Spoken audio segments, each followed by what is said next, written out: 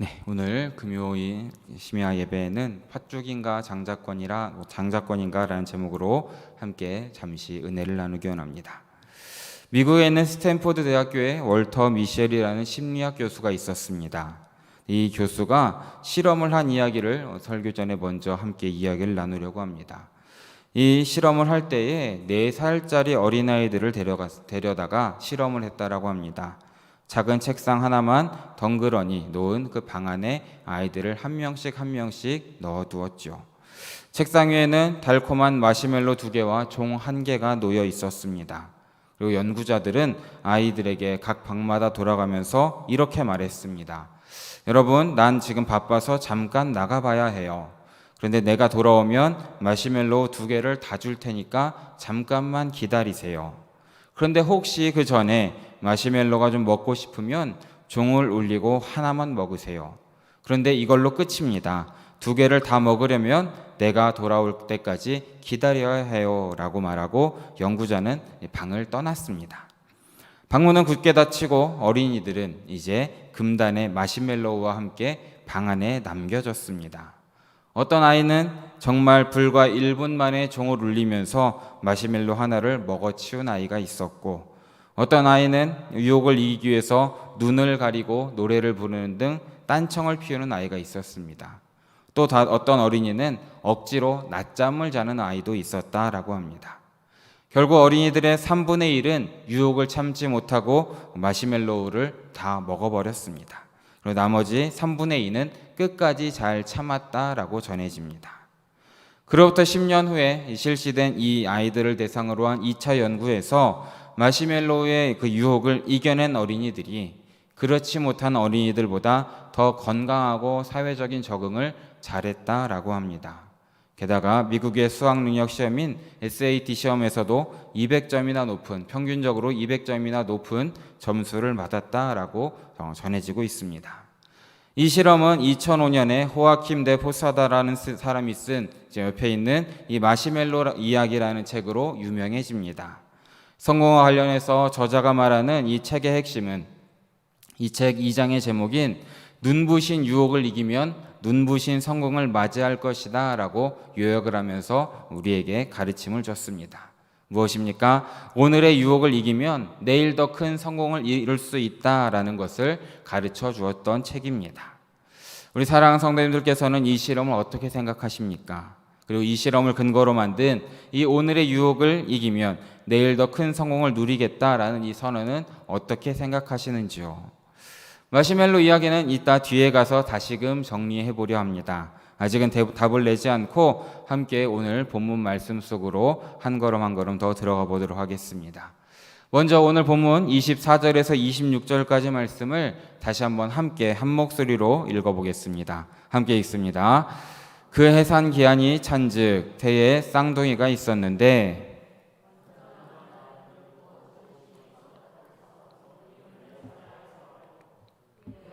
아우는 손으로 에서의 발꿈치를 잡았으므로 그 이름을 야곱이라 하였으며 리브가가 그들을 낳을 때에 이삭이 60세였더라. 아멘. 이제 야곱과 에서가 탄생하는 장면을 우리가 보게 됩니다.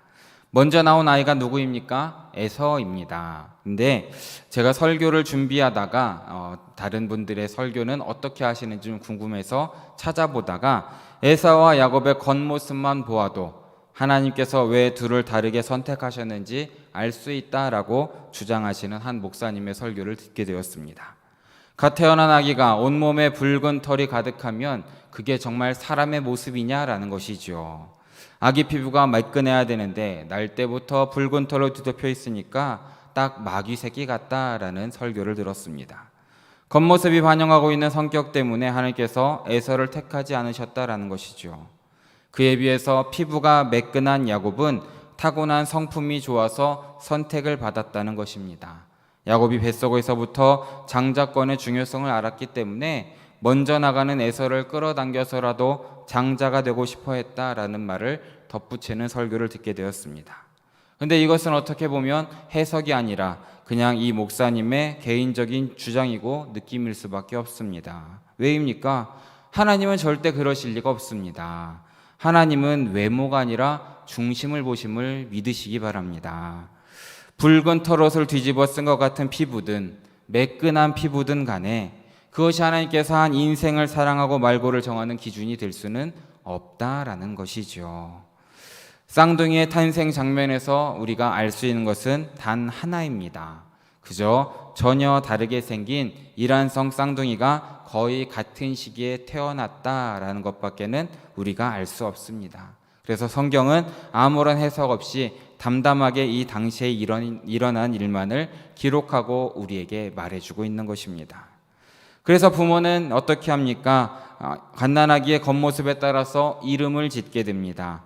붉은 털이 특징인 첫째에게는 에서라는 이름을 붙이는데 이름의 뜻은 거칠다라는 뜻을 가지고 있습니다. 그리고 형의 발꿈치를 잡고 나온 동생에게는 야곱이라는 이름을 붙이는데 이 이름의 뜻은 발꿈치라는 이름의 뜻을 가지고 있습니다. 사람들은 붉은 털옷을 뒤집어 쓴 것 같은 에서를 이상하게 볼 수 있습니다. 그리고 쌍둥이 형의 발꿈치를 잡고 나온 야곱 역시도 기이하게 볼 수 있는 것이 사실입니다. 하지만 우리의 하나님께서는 돈이나 건강이나 인맥 같은 겉모습으로 인생을 평가하지 않으신다는 것을 믿으시기 바랍니다. 하나님은 세상과 전혀 다른 기준을 가지고 계신 것이죠. 우리 사랑하는 영일의 성도님들도 세상의 관점이 아니라 하나님의 관점을 가지심으로 주변 사람들과 우리 스스로를 보는 눈을 하루하루 변화시키는 우리 성도님들 모두 되시기를 진심으로 바라겠습니다. 이 쌍둥이 형제는 외모만큼이나 전혀 다른 성장 과정을 또 우리에게 보여줍니다. 우리 27절의 말씀도 함께 읽어보기 원합니다. 27절입니다. 그 아이들이 장성함에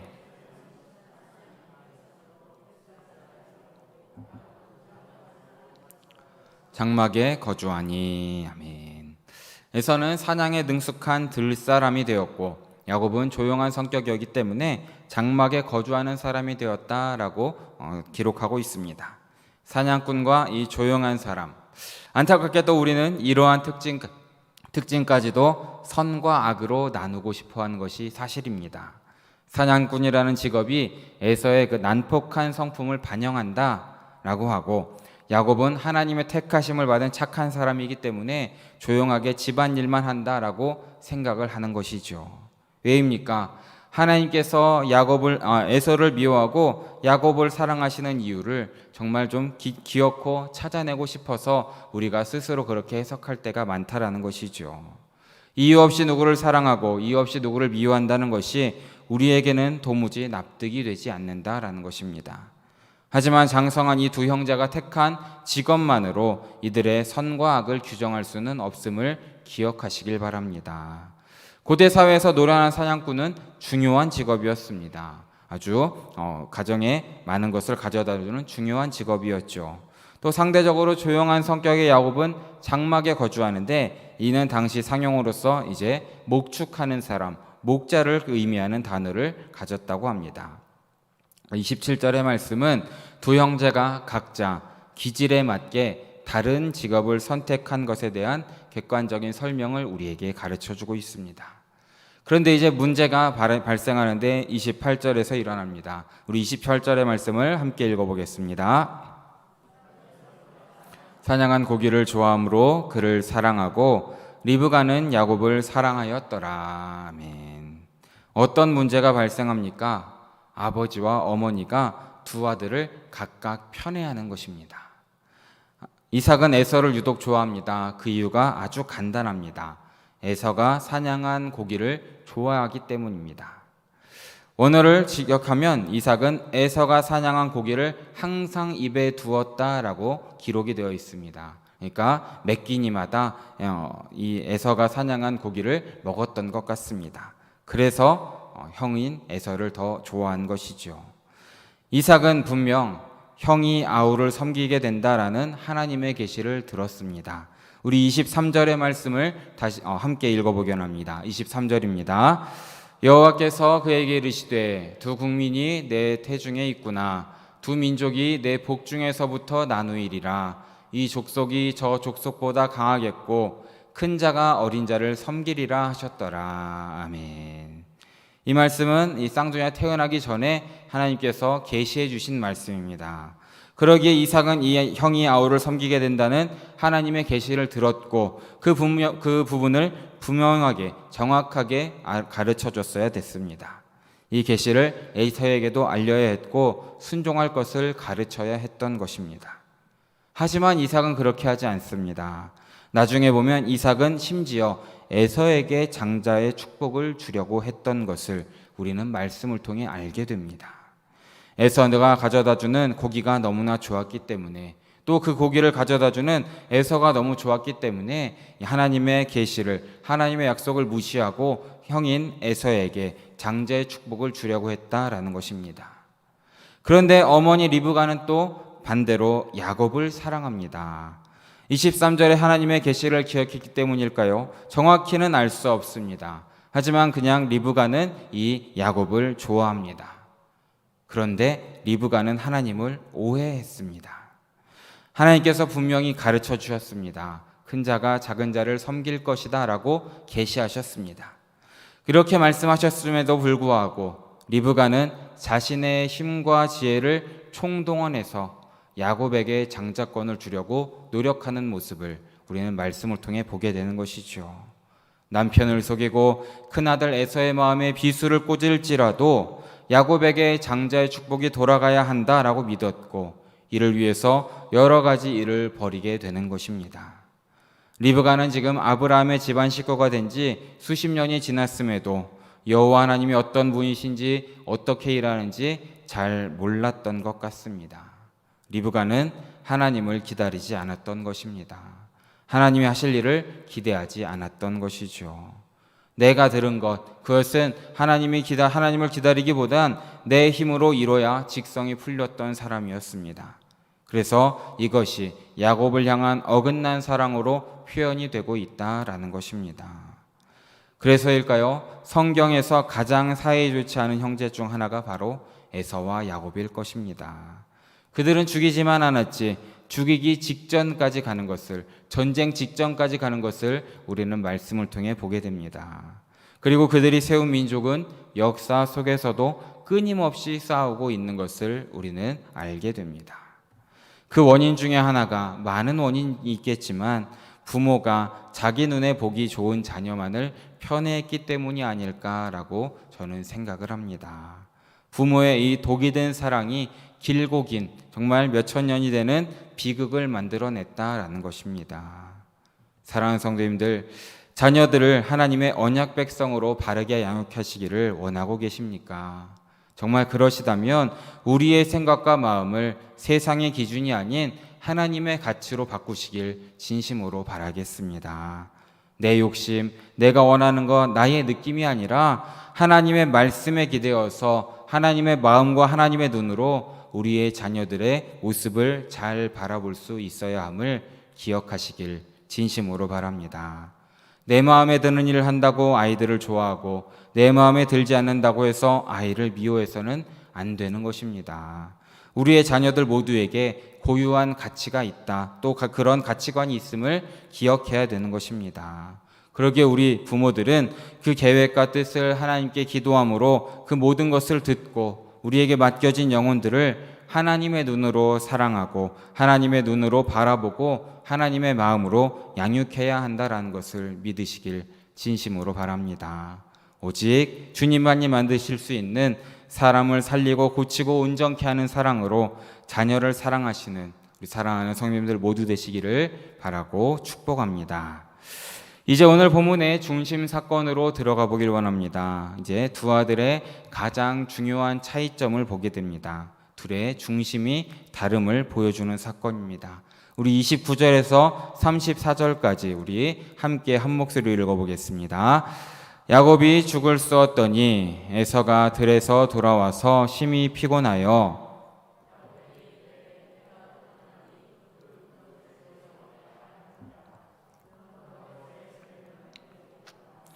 야곱이 이르되 형의 장자의 명분을 오늘 내게 팔라.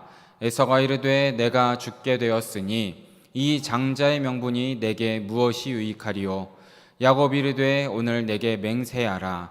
에서가 맹세하고 장자의 명분을 야곱에게 판지라. 야곱이 떡과 팥죽을 에서에게 주매 에서가 먹으며 마시고 일어나 갔으니 에서가 장자의 명분을 가볍게 여김이었더라. 아멘. 우리가 잘 알고 있는 팥죽 사건이 일어나는 장면입니다.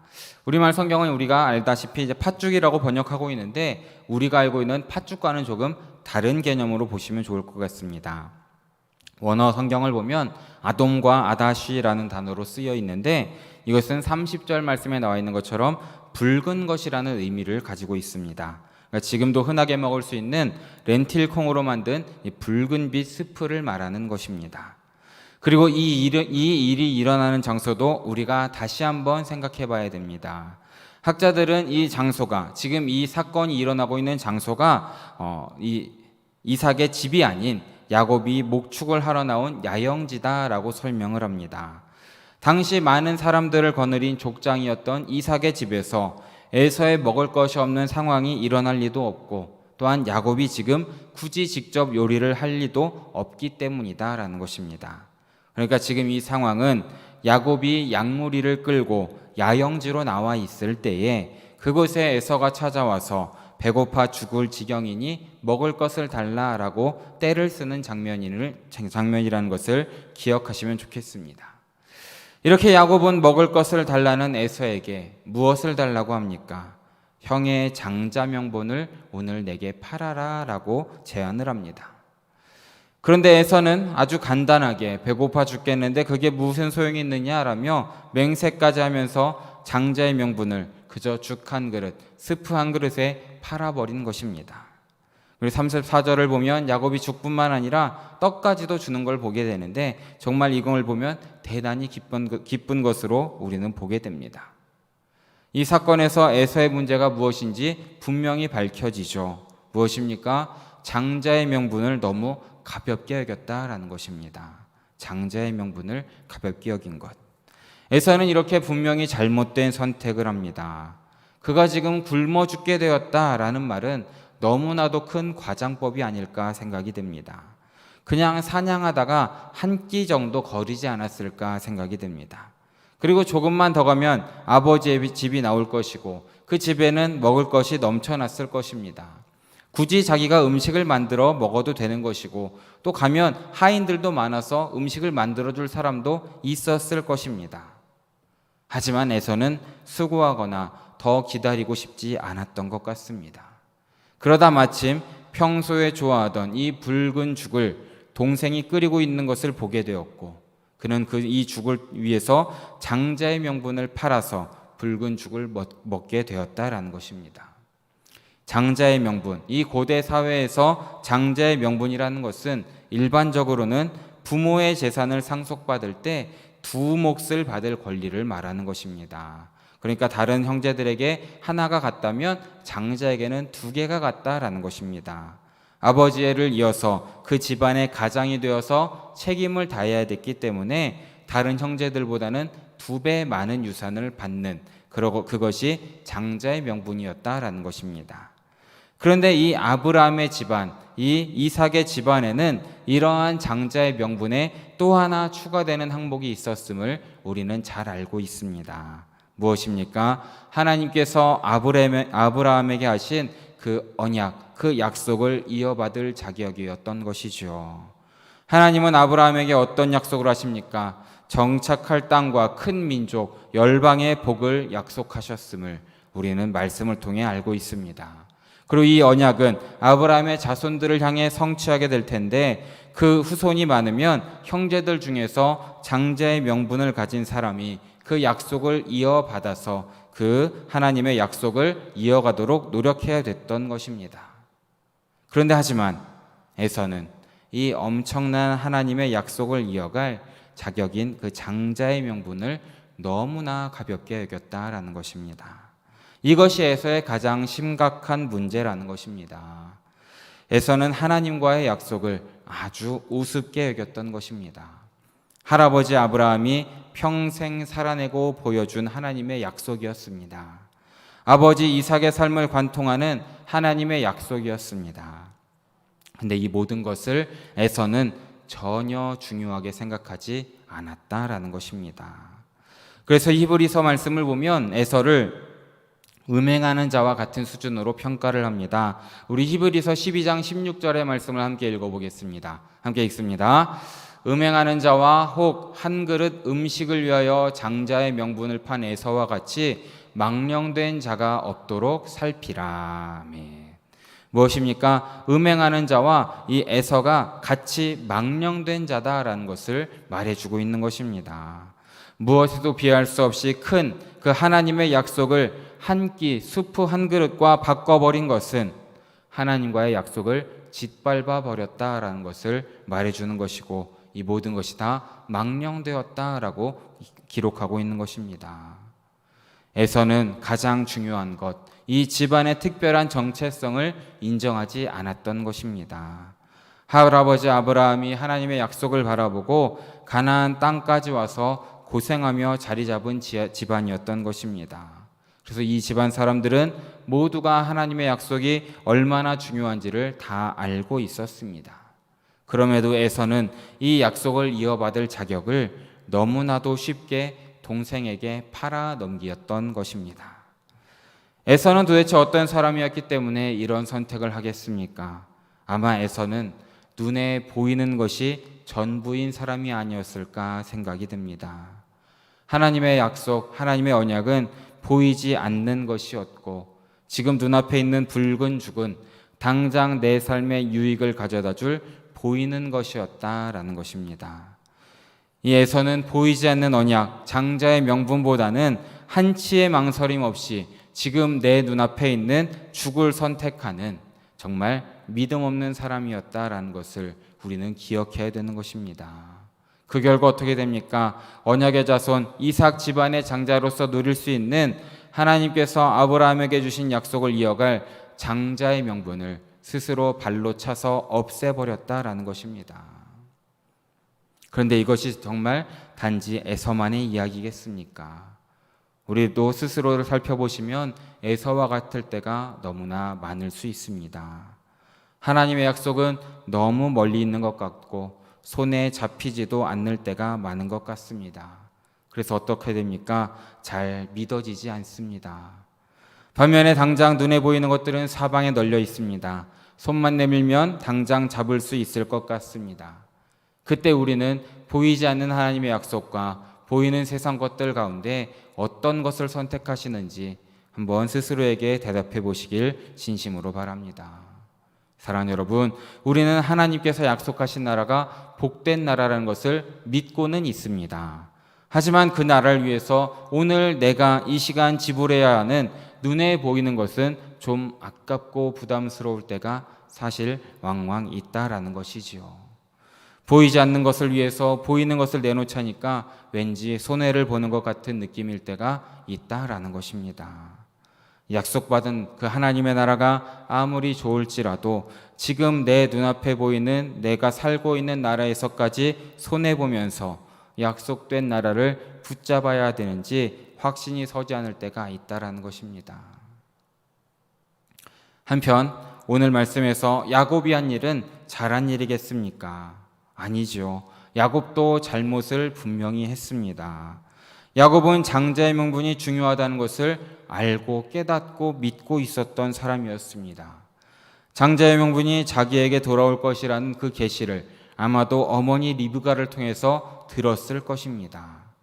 그런데 치명적이게도 하나님께서 주기로 하셨다라는 말씀은 믿지 않았던 것 같습니다.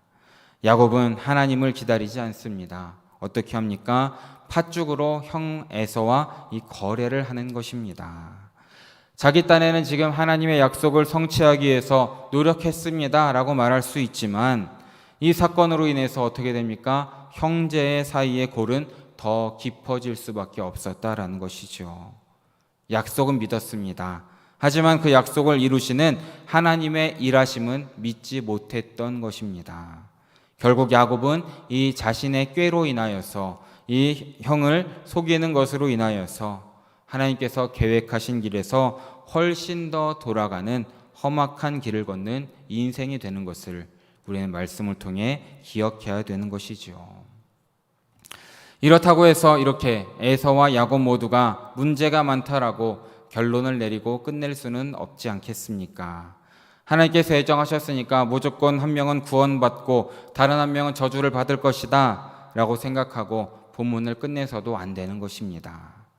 사랑하는 여러분, 하나님의 예정하심, 하나님께서 예정하신 것은 그 예정된 그 사람이 이 땅을 살아가는 한 걸음 한 걸음을 통해서 스스로 증명하는 것임을 믿으시길 진심으로 바랍니다. 자유로운 의지를 가지고 우리가 결정하는 것처럼 보이지만 그 모든 것 하나하나에도 하나님의 예정의 흔적이 남아있다라는 것이죠. 하나님의 손길의 흔적이 남아있다라는 것입니다. 이것이 무엇입니까? 이것을 우리는 하나님의 섭리라고 부르는 것입니다. 말씀을 통해서 우리가 알고 있는 것처럼 문제가 많고 문제를 일으킬 야곱이지만 형 에서와 다른 중요한 차이가 하나 있었던 것입니다. 아까도 말씀드린 것처럼 하나님의 일하심을 제대로 믿지는 못했지만 그럼에도 불구하고 보이지 않는 것에 대한 하나님의 약속을 믿었던 것입니다. 또한 그 약속이 성취될 것을 소망한 사람이 야곱이다라는 것을 우리는 기억해야 되는 것이죠. 그래서 히브리서 11장 1절과 21절 말씀은 이렇게 야곱을 얘기합니다. 함께 읽어보겠습니다. 믿음은 바라는 것들의 실상이요 보이지 않는 것들의 증거니 믿음으로 야곱은 죽을 때에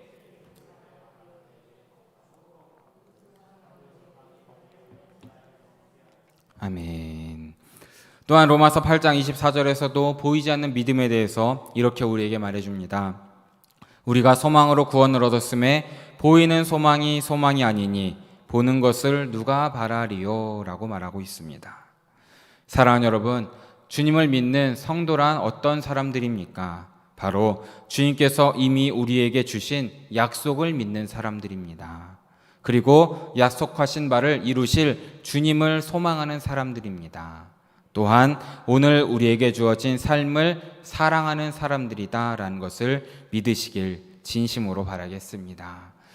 성도의 현재 삶, 우리의 현재 삶은 과거의 미래를 어떻게 바라보는지에 따라서 달라진다라는 것이죠. 현재를 주님이 주시는 그 사랑으로 하나님과 나 자신과 공동체와 이웃을 사랑하며 사는 사람이다라는 것입니다. 즉 우리 모두는 정말 주님을 제대로 믿는 참된 성도들은 이 과거에 대한 믿음과 미래에 대한 소망으로 둘러싸여 있어야 한다라는 것입니다. 그런데 이 하나님께서 주신 약속에서 비롯된 믿음과 소망의 특징이 무엇입니까? 바로 보이지 않는다라는 것입니다. 보이지 않는다. 믿음도 보이지 않습니다. 소망도 보이지 않습니다. 우리가 믿는 것도 소망하는 것도 모두 다 보이지 않는 약속이다라는 것이죠. 우리들은 온통 보이지 않는 것 가운데서 살아가는 사람임을 기억하셔야 합니다. 우리는 보이지 않는 것을 믿고 보이지 않는 것을 소망함으로써 오늘 우리의 보이는 삶을 사랑함으로 살아가는 사람이라는 것을 믿으시길 진심으로 바라겠습니다. 맨 처음에 언급했던 마시멜로 실험, 이것은 이후에 추가적인 연구가 계속해서 이어졌다라고 합니다. 처음에는 어린이들이 자기 통제 능력이나 유혹을 참는 능력이 성공의 중요한 요소라고 연구가 되었던 것입니다. 그런데 연구가 진행되면서 이러한 질문이 추가되었다고 합니다. 대체 어떤 어린이가 달콤한 이 마시멜로우의 유혹을 이길 수 있는 자기 통제 능력을 발휘했을까라는 질문이 추가가 되었습니다. 그래서 이것도 함께 연구한 결과는 이 규칙을 설명한 어른을 신뢰한 아이들이 그것에 더 나아갔다라는 것이죠. 신뢰가 자기 통제 능력의 기반이 되었다라는 것입니다. 결과의 핵심 요인은 어린이의 참을성 문제가 아니라 어른의 말에 대한 신뢰의 문제였다라는 것입니다. 평소 어른을 신뢰했던 어린이는 연구자의 말을 제대로 믿었기 때문에 15분을 참을 수 있었던 것이고, 그렇지 못한 어린이는 그 상황에서 재빨리 눈에 보이는 마시멜로우를 먹어치웠다라는 연구 결과가 우리에게 주어졌습니다. 사랑하는 여러분, 하나님께서, 눈에 보이지 않는 하나님께서 우리를 사랑하심을 믿고 계십니까? 아멘 소리를 크게 하셔야 됩니다. 하나님께서 우리를 사랑하시는 것을 믿으십니까? 믿으셔야 합니다. 하나님께서 정말 우리에게 지금 보이지 않지만 영원한 나라를 주실 것을 신뢰하시면서 소망하고 계십니까? 보이지 않고 볼 수 없지만 정말 그것이 우리의 삶 가운데 이루어졌고 앞으로도 이루어질 것을 믿고 계십니까? 눈에 보이는 것만 중요하다고 말하는 이 세상 가운데 보이지 않는 것을 믿으시는 우리 모두 되시길 진심으로 바라겠습니다. 에서처럼 보이는 팥죽에만 관심을 갖는 것이 아니라 야곱처럼 보이지 않는 약속을 믿으시는 우리의 성도님들 되시길 진심으로 바라겠습니다. 나아가서 이 모든 보이지 않는 것을 약속하신 그 분 하나님도 믿으셔야 함을 기억하시길 바랍니다. 약속하신 분을 신뢰할 수 있어야 한다라는 것이죠. 하나님께서 우리의 삶을 나쁜 것이 아니라 가장 좋은 것으로 인도하신다는 것을 신뢰하셔야 합니다. 그러므로 보이지 않는 것을 믿고 보이지 않는 것을 소망하시고 우리 주위에 있는 모든 것을 사랑하시는 그런 삶을 살아갈 때에 하나님으로부터 잘했다 칭찬받는, 그리고 그렇게 하나님과 동행하는 하나님 나라에 들어가시는 사랑하는 영예의 성도님들 모두 되시기를 진심으로 바라고 축원합니다. 함께 기도하겠습니다. 사랑해 주님 너무나 감사합니다. 오늘 이렇게 주님 전에 나와서 또한 각자의 자리 가운데에 주님께 예배할 수 있고 또 기도와 찬양으로 영원 놀 수 있게 해주심에 너무나 감사드립니다. 특별히 오늘 말씀을 통하여서 야곱과 에서의 모습을 통해서 보이는 것만을 신뢰하는 것이 아니라 보이지 않는 것을 믿을 수 있는 그 믿음을 우리에게 허락하여 주시옵소서. 밭죽을 바라보는 것이 아니라 하나님의 약속을 바라볼 수 있도록 인도하여 주시고, 그러므로 우리에게 펼쳐질 그 미래를 소망할 수 있도록 그 모든 것을 바탕으로 현재 우리의 삶을 사랑하고 주님의 사랑을 믿지 않는 사람들에게 전하는 우리 영일의 모든 성도들 될 수 있도록 주님께서 함께하여 주시옵소서.